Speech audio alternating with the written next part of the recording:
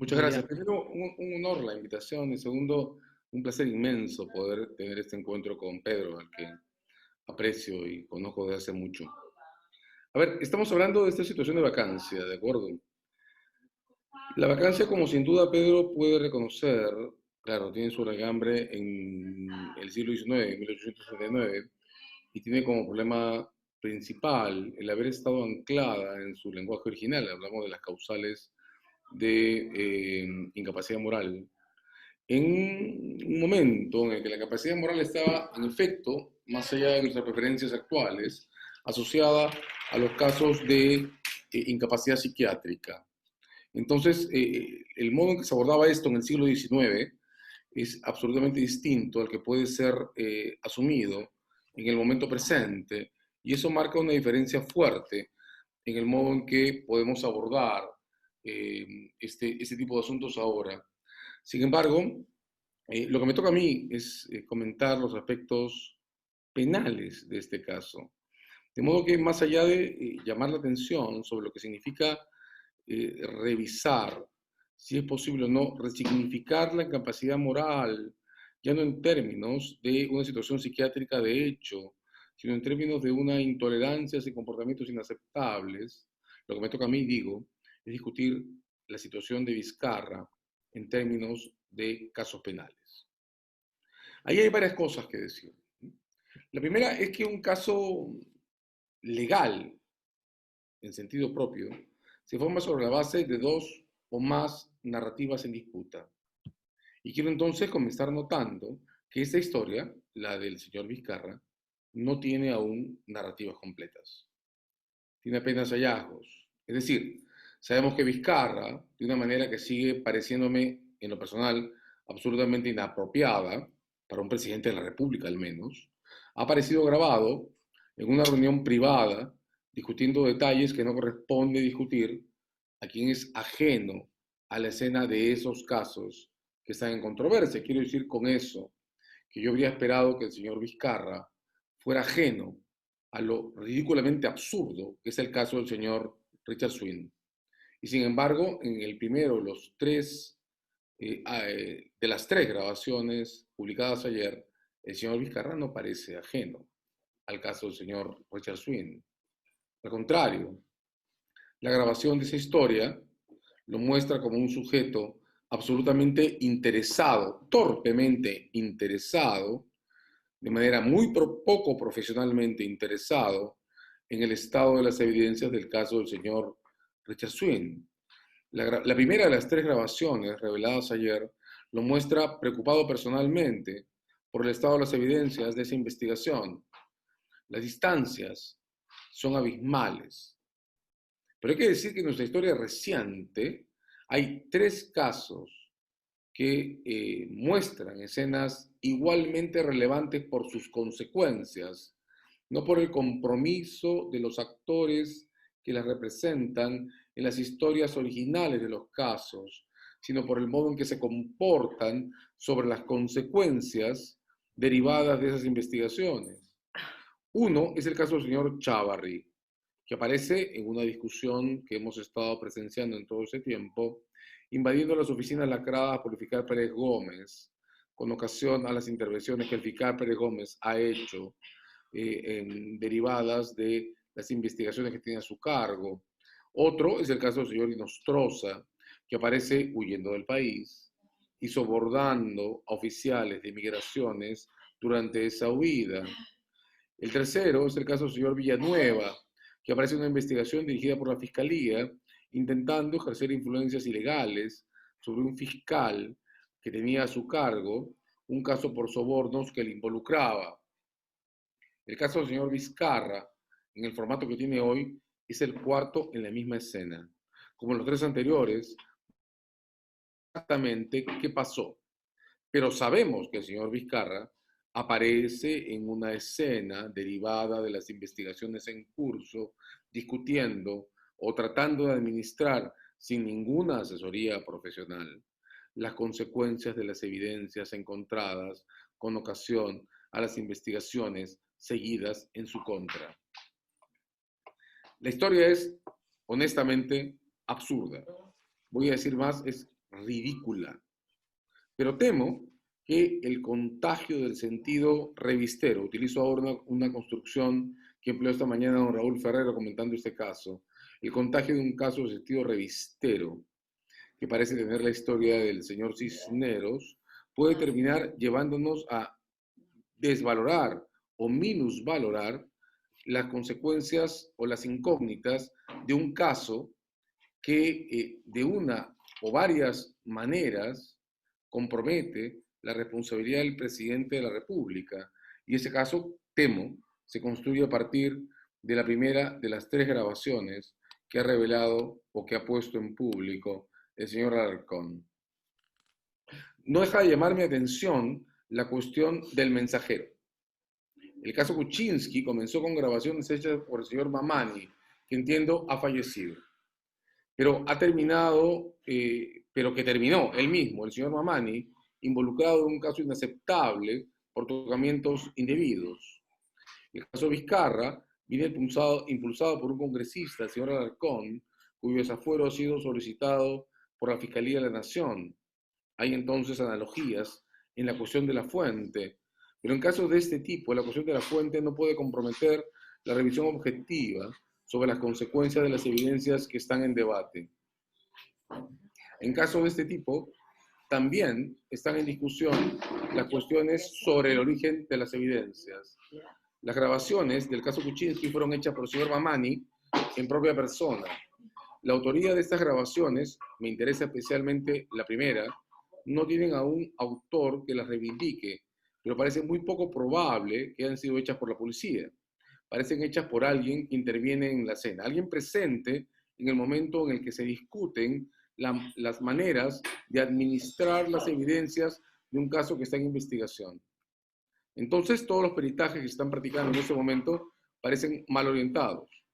Lo que debería revisarse aquí es qué indican los diferentes volúmenes de voz que muestran las grabaciones, porque las grabaciones no parecen editadas.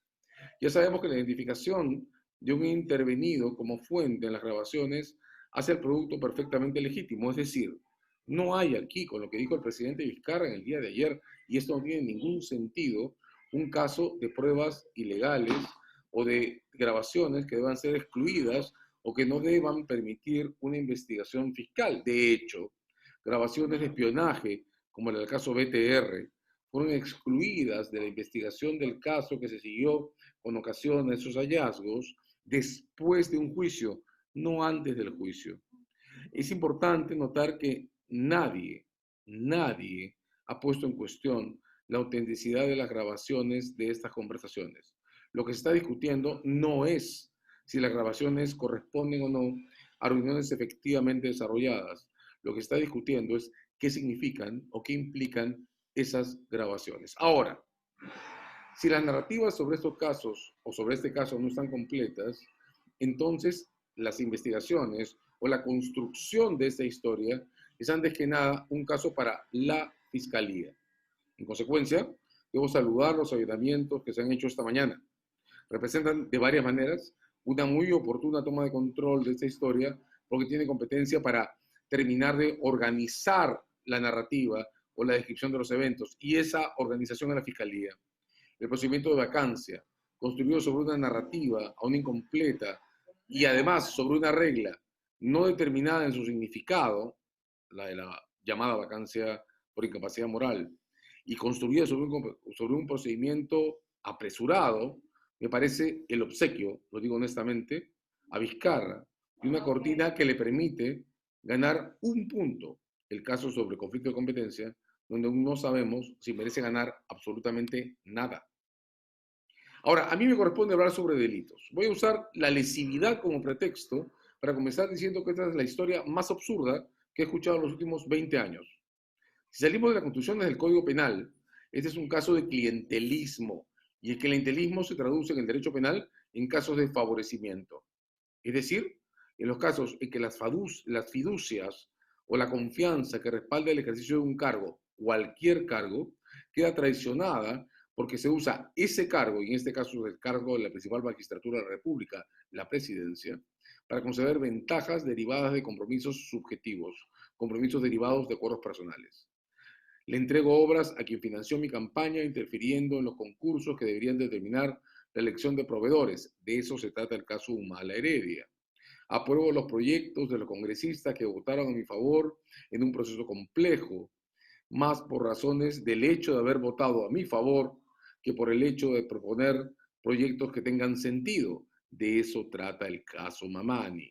La Corte Suprema ya ha definido que en una situación inexplicable como esta se justifica la sospecha de la Fiscalía y que si después de un juicio o hasta que termine un juicio esas razones inexplicables siguen siendo tales, inexplicables, entonces se justifica una condena.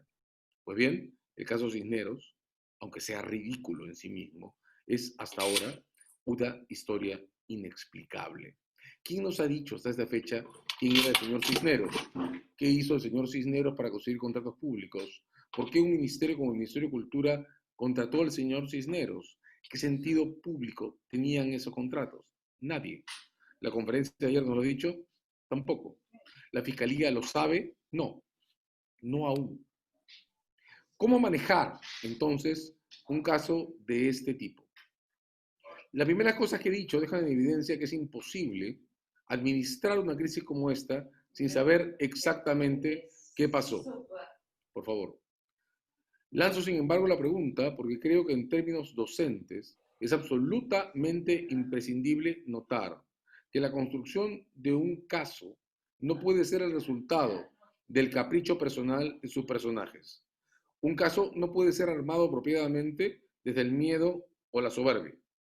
Un caso es una construcción que se ensambla considerando seriamente las resistencias y flexibilidades que resultan de la lectura de contextos que están más allá de las voluntades de quien pretende asumirlos. El engaño, la negación, la megalomanía y los sesgos constituyen distorsiones que impiden construir un caso equilibrado. No se trata entonces de cuestiones sobre moralidad subjetiva en las que podamos dividir el mundo entre buenos y malos. Se trata de cuestiones sobre responsabilidad. Las historias colectivas y personales no se construyen sobre el respeto a los demás y sobre el respeto a los entornos, al reconocimiento de las condiciones que provocan o no que todos seamos siempre los que ganen en casos que se querrían ganar.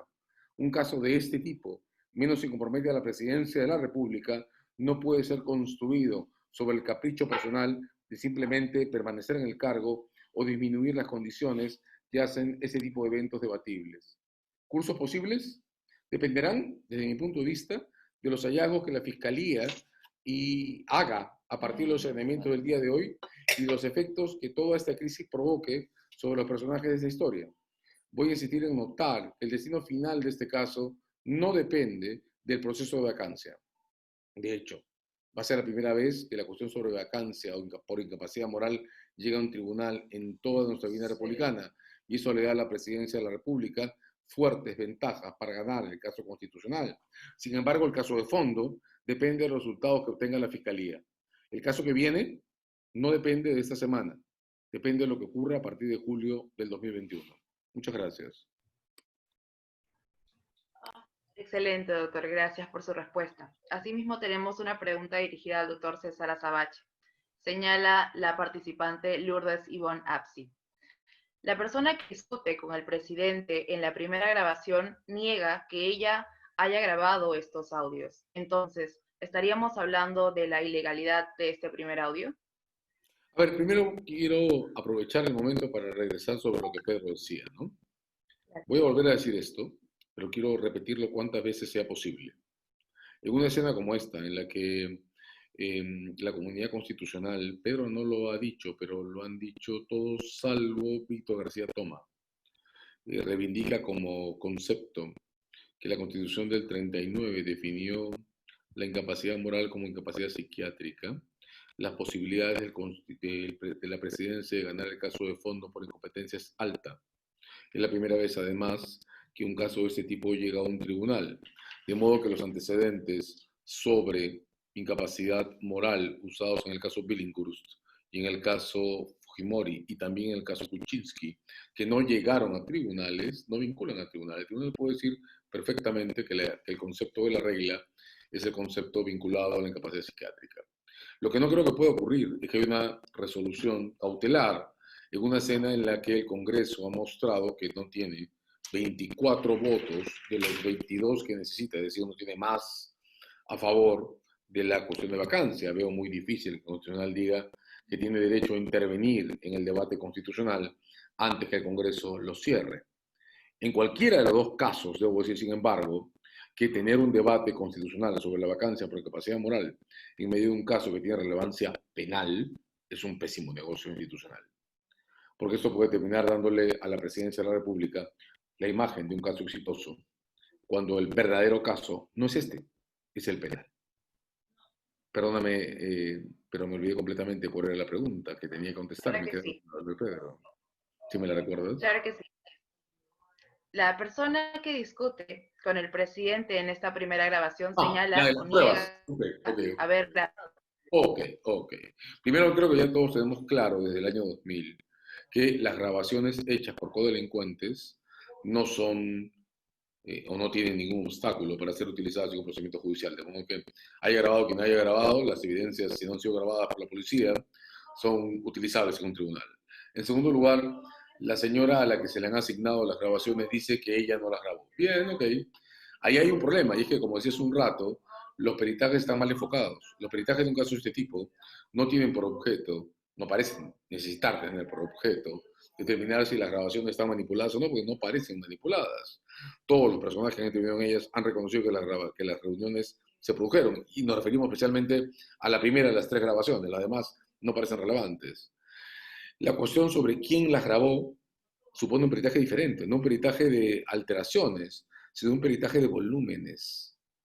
Y eso no es difícil de hacer. Lo único que tiene que hacer un peritaje real sobre esa grabación es establecer por qué los volúmenes de las voces que se escuchan en la grabación son diferentes. De modo que quién grabó es una cosa que se puede establecer a nivel de fiscalía. Y el peritaje correcto es un peritaje de volumetría, porque una voz se escucha más alta que las otras. ¿Dónde tendría que haber estado la grabadora para que las voces se escuchen con ese desnivel? Eso es lo que hay que hacer y es muy simple de hacer. En cualquier caso, lo que parece claro es que este no es un caso de grabaciones hechas por autoridades de investigación y por tanto no es un caso de pruebas prohibidas. Gracias, doctor, por su respuesta. Entonces tenemos otra pregunta del participante Jorge Perdomo. A mí me gustaría decir que esta crisis pone en evidencia que no estamos en posición de asumir nuestras responsabilidades hacia el futuro, ¿no? Digamos, voy a insistir en decir que este es un caso que está plagado de incógnitas que no pueden despejarse hasta que la Fiscalía nos ponga sobre la mesa que encontró los allanamientos de esta mañana, o hasta que alguien, y parece que el único que lo va a hacer es la Fiscalía, tenga una narrativa completa sobre qué significa el señor Richard Cisneros y por qué alguien de sus características, no quiero ser ofensivo en esto, podía tener acceso a la presidencia de la República, a contratos públicos con el Ministerio de Cultura o a este tipo de relaciones sin ninguna justificación. Parece que solo la Fiscalía va a poder ofrecernos, la presidencia de la República no lo ha hecho, una explicación acabada sobre por qué el presidente de la República en persona se involucraba en algo que parece tan absurdo como discutir las evidencias de los registros del señor Cisneros en sus ingresos al Palacio de Gobierno. Creo que la ausencia de una descripción clara sobre qué ocurrió aquí es suficientemente sugestiva, porque las historias absurdas o tienen explicaciones claras o entonces no son absurdas. Entonces yo temo que estamos ante una escena en la que se mezcla el ridículo, la banalidad y la importancia de algo tan serio como la magistratura de la presidencia de la República.